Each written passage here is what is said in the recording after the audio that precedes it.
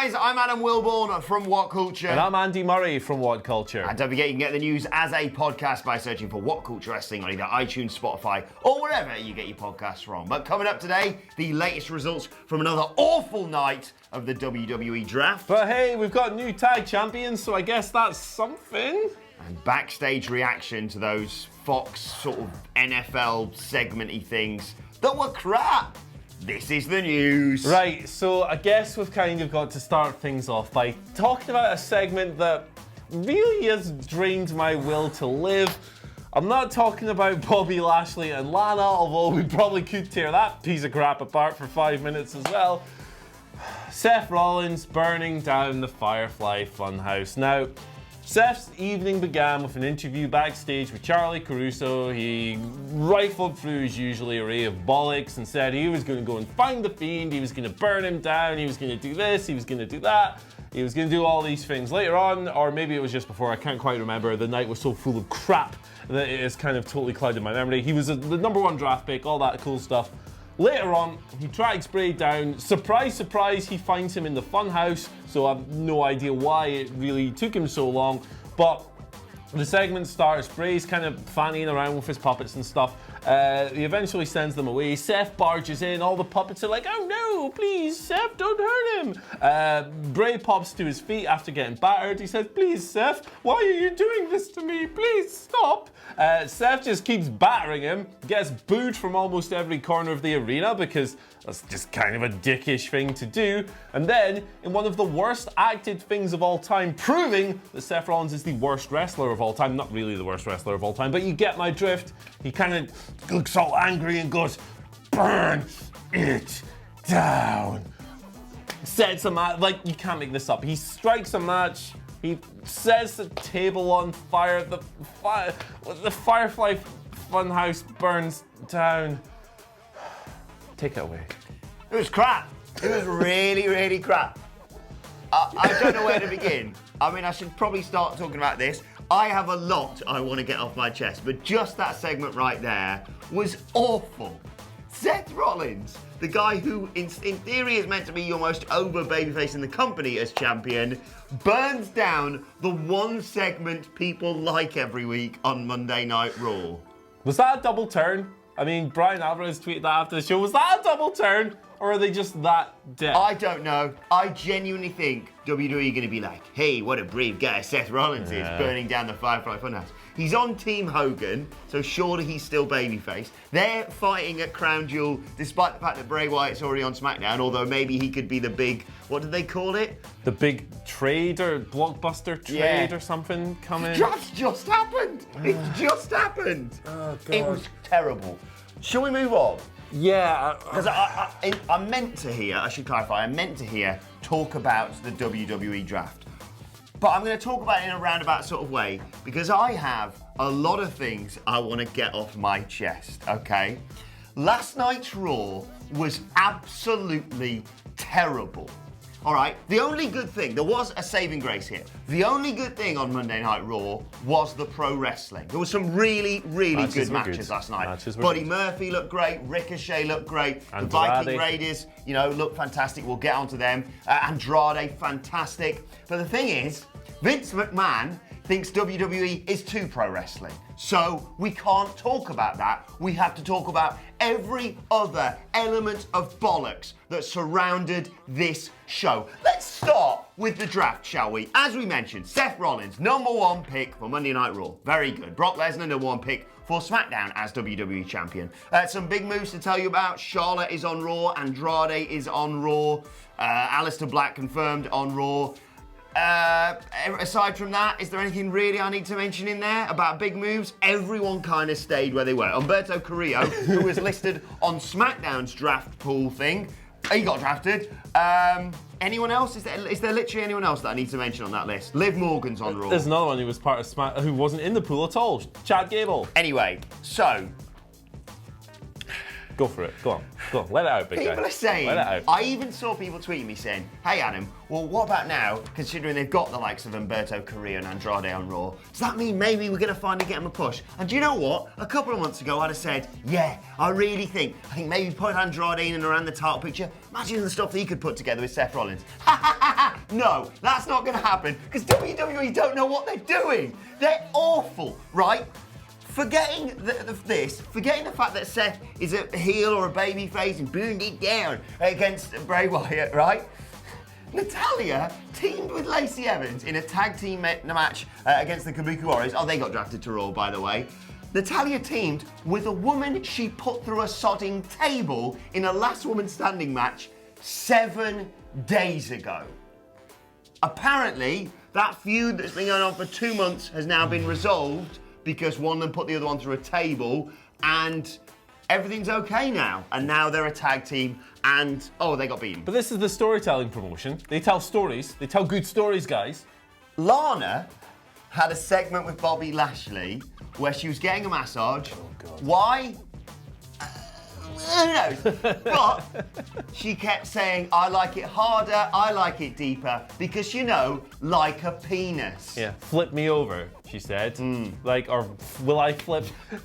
That's not the flippy dippy doodles I want on my wrestling. She's not been flippy dippy doo in all the live long Right. days, man. I remember when the draft was good. This draft has been, despite the fact it's one of the most heavily publicised drafts in WWE's history, this draft is the worst draft ever. This is a worse draft than when Cena flipped shows about 3 times on one night, okay? No one's really moved. There's been a few. Charlotte's moved, as we mentioned. Yeah, we've got a few moves left and right. Stephanie McMahon said, Friday nights are going to get more eco-friendly now with Daniel Bryan. Stephanie was already on SmackDown. All these drafts that you're talking about, whether they're going, yeah, come on, they're meaningless, okay? They are absolutely meaningless. I remember when, like, John Cena went to Monday Night Raw as WWE Champion. I remember watching that with the Jericho's highlight reel and popping my little tits off. I remember, even more recently, Finn Balor being drafted from NXT. We actually thought people might be drafted from NXT for this. They haven't. They've just moved chairs around on the Titanic, except this Titanic has so much money, they can just keep buying new boats and blaming the fact that the Titanic keeps sinking on the sodding icebergs. It was awful. Let's talk about the tag team champions. Yeah, so Viking Raiders are tag team champions. Next. I'm happy for them. Yeah, good for them. Good little match as well, to be fair. Yeah, it's been a long time coming. They should have done this a while ago. The squashes went on a little bit too long, but let's focus on the positives a little bit. The Bobby Roode, Dolph Ziggler reign ended after 29 days. They had just one successful defense. That was against Heavy Machinery after beating Seth the Chef and Braun Strowman at Clash of Champions 2019. Viking Raiders took it. The crowd were a bit cold early on, but they warmed up. All WWE crowds are cold to begin with because this company doesn't get any reactions. But they warmed up. The big moves started getting the right kind of pops. It all unraveled, and Eric and Ivar took the gold. I think they remain undefeated, right? Yeah, they mentioned that in their little post-match promo. There you go. They had that silly little. They even mentioned being IWGP Tag Champs and Ring of Honor Tag Champs. Yeah, it was nice to see them call out their past accomplishments and use that as another way to get them over. Good stuff. Looking forward to seeing what they do. Although I'm getting jobbed out to some random pairing in a few weeks. He's like, I'm going to Korea with Akira Tozawa. Like, it'll be something like that as well. That's the thing. But no, good for them. Great guys, great tag team. Love seeing them do what they do. I'm very happy. Let's move on and talk about the backstage reaction to the draft segments on SmackDown. You know, the robot celebrating, what's his name? Cletus. Cletus, because, like, Cletus, the slack-jawed robot. Yeah, the backstage reactions, akin to the WhatCulture office reactions, were not good, according to a source who spoke to WrestlingNews.co. One wrestler allegedly told the site, WWE can't help themselves. Never a truer word spoken, eh? It always makes me cringe when you see them trying so hard to show everyone how mainstream they are. I mean, that's This fair. show is awful. Yeah, like, I'm really ready for what happened to Raw, right? Because the past couple of months before the past couple of episodes were genuinely really quite good. There was one episode, I think I did a podcast with Michael Sidgwick, and I think it was when you were off, and we were saying that like the show veered from 8 out of 10 segments to 2 out of 10 segments, but the 2 out of 10 segments were at least hilarious. That was what you were getting with Raw. It was mostly good. Sometimes you get a so bad it's good stuff. Now, AEW's come along, and it started broadcasting on Wednesdays, and suddenly, Raw is the worst thing of all time again. I thank God for AEW. And segments like this are, you know, like people, like, God bless Natalia. I'm sure she's the nicest person in the world and a good solid pro and all this stuff, but a whole room of people going, yeah, God, Natalia! Can we move on? The bit where they cut to them and Raw went, oh, bloody Daniel Bryan, we didn't think of him. Yeah. He's a former world champion, right? And no offense to any other picks, but why didn't Raw pick Daniel Bryan ahead of Andrade? Yeah. I realise he's an upcoming talent, and I think Andrade is absolutely phenomenal. The Kabuki Warriors, who are on both brands regardless, because nothing makes sense and everything hurts. Good job, Dolph Ziggler and Robert Roode dropped the titles as well, because they got drafted to SmackDown. Oh, well, can't The wait. only good news coming out of this is the fact that Titus Worldwide is alive and well. 5th round draft pick, drafted ahead of Cesaro. He's better than Cesaro and Luke Harper officially, and the Iconics didn't get drafted, Look at unfortunately. the order of this crap, man. It's Rey Mysterio. Rey Mysterio was a 6th round pick. Also, what's Elias done to piss everyone off? Because Steph introduced him as the man we used to walk with, like he's not a thing anymore. He's lost and use of his legs. everyone else had their achievements or their finishes. He's won titles, hasn't he? He's won 24/7 title. Yeah. He's got a really over finisher. He was Shane McMahon's right-hand man up until a few weeks ago. And he just said, Elias. He's ripped as well. He's great. Can we And move Shorty on? Gable, they listed him as Shorty Gable. Also, after Raw went off the air, air this clip from, what's his name? Mr. Pringle. Mr. Pringle, you know the guy, the Danielle Lloyd guy.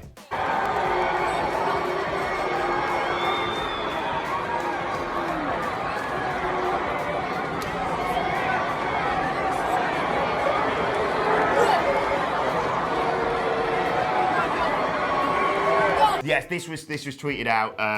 Just so many boos for Seth Rollins. Yeah. And they'll probably try and work it as like, weird, it's boos for the Fiend, actually. No, it's not. It's boos for the guy who burned down your only popular segment. Should we move on to your Twitter questions? Any of these questions are about Raw, I'm going to delete the Twitter account of whoever asked them.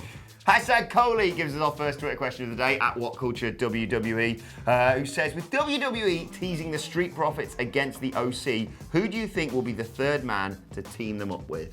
Oh, that's a good shout. I don't know if they'll do a 3-on-3 because it would be kind of like Well, they were saying they were going to get a mystery partner before they got jumped. Yeah, but I don't know. Like, it just seems like a kind of a weird one. It'll probably be someone really random because Ricochet, won't it? It'll be Humberto Carrillo. Like, he's great, but he's my new go-to guy for random stuff. It'll be someone totally out of the blue. It'll be someone that doesn't make any sense whatsoever. We want the smoke.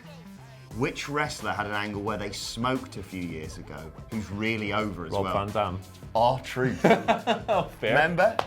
Fair, yeah. And they not? split him up. They split him and Carmella up. You see, you can't have anything nice in WWE at all. Ben Wilson sends us our second question. Sorry, Ben, it's not your question that's annoying me. Ben Wilson says, now that we've seen a bit more of AEW, thank God for that, if you were a fantasy booking an AEW versus WWE show, what matches would you have? I'd love Pac versus Buddy Murphy, says Ben. I would like Kenny Omega versus Seth Rollins, so Seth Rollins can learn a thing or two. Pac versus Buddy Murphy would be awesome. They're both so mean and so impactful and so much fun to watch. The Young Bucks versus the Usos, the Young Bucks versus the Revival, Private Party versus the Usos, Luchasaurus versus anyone fun, Cesaro, that would be ridiculous. Oh, yeah. Two ridiculously athletic specimens, that would be loads of fun. Yeah, those are it. Although, like, with his newfound brilliance as like this crazy star who just has great matches and great spectacles all the time, Cody versus basically anyone would be pretty cool. Vince, please. Vince. Kick his Tony head off, Khan Cody. versus Stephanie. One more match to add to that. Orange Cassidy versus R-Truth. Oh, imagine the banter. Final question today comes from Matt Ryan / Aussie Dead. It's like alter ego like Bray Wyatt, except one of his got murdered. where would you like to see the likes of Cesaro go? Would he pick either Raw or SmackDown, or could he go to NXT? NXT, I think for me, for Cesaro, I think we've spoken about this quite a lot. The best possible role for him, I think, in WWE, because he's never going to be the guy, or even a guy, really, on Raw or SmackDown, because of the way Vince McMahon sees him and sees potential stars. NXT, gatekeeper, upper mid-card, having banger matches, putting people over, putting people, getting put over when the people he's trying to put over aren't ready to be put over. If that makes any sense. It doesn't, but you get me. Johnny Gargano's not very busy now. Yeah, he's hanging out on that bridge, isn't he? Have him fight Cesaro. I love that. I like the dark. Right, let's move on to today's and finally, and the only shining light in wrestling right now is, of course, MJF. If you aren't following him on Twitter, what are you doing with your life? MJF was on fire again on Twitter last night. Miguel Garcia tweeted him saying, I think that MJF loves Nickelback. Nickelback, fairly divisive band, it's fair to say. Seth Rollins of music, absolutely. Indeed. MJF replied, Nickelback is the greatest rock band of all time. So yes, Tubby, I love Nickelback. Instant heel heat. I love you, MJF. Reminds me You're of the only shining light in wrestling. Or not in wrestling. AEW's great. You're just the only thing that makes me feel good on a Tuesday morning. Watch Dynamite and NWA Power. Reminds me of a Stokely Hathaway segment. He's in NXT at the moment. I think is under his real name. Where he opened an Evolve show by saying, in the words of the greatest rapper of all time, Sean Combs. Really instant heel heat. People sitting there going, Biggie, Nas, Jay-Z, Tupac, Sean Combs. I love it. Puff Daddy. P. Diddy. Bad boy for life. For life. Yeah. We've got lots more news to come, haven't we? But we do. I'm going to put a thing. I'm going to say right now, I can't do it. I cannot do it. That's all right. Can you get someone else to do it, please? I'm going to bring in my brother from another mother. That's an overused statement, but I'm bringing in Cleary. Okay, right. Let us know your thoughts on all today's news stories. That god-awful episode of Monday Night Raw in the comment section below. And don't forget to like, share, and subscribe. And subscribe to WhatCulture Wrestling on either iTunes, Spotify, or wherever you get your podcast from. Plus, you can send us Twitter questions or your memes about Monday Night Raw, probably, on Twitter at WhatCulture WWE. Please cheer us up. Send us some funny stuff. You can follow both of us. You can follow him at Andy H. Murray. The H stands for... You can follow me at Adam Wilborn. You can follow us all at WhatCulture WWE. God, that sucked. My thanks to Andy Murray. Thank you for watching. We will see you soon.